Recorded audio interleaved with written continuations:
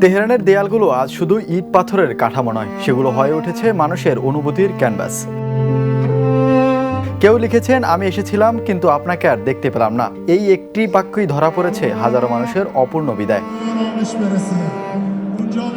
Ayatollah Ali খামেনির স্মরণে আয়োজিত রাষ্ট্রীয় শোক অনুষ্ঠানে মানুষের ঢল নেমেছে। সেনাবাহিনীর সদস্য থেকে শুরু করে শিক্ষার্থী, সরকারি কর্মকর্তা এবং সাধারণ নাগরিক সবাই নিজস্ব ভাষায় জানাচ্ছেন শ্রদ্ধা।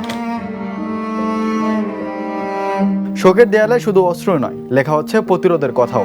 অনেকের বিশ্বাস একজন নেতার মৃত্যু এবং তার আদর্শের সমাপ্তি নয়, বরং নতুন প্রজন্মকে আরো দৃঢ়ভাবে ঐক্যবদ্ধ করার একটি মুহূর্ত। মানুষ এখানে ভালোবাসা, সাহস আর প্রতিশোধের কথা লিখছে। আমরা চাই না আমাদের নেতারা রক্তের বিচারহীনতায় থেকে যাক তার মৃত্যুতে।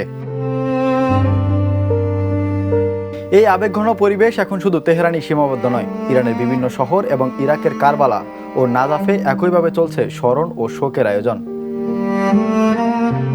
Imran Hossain, the news.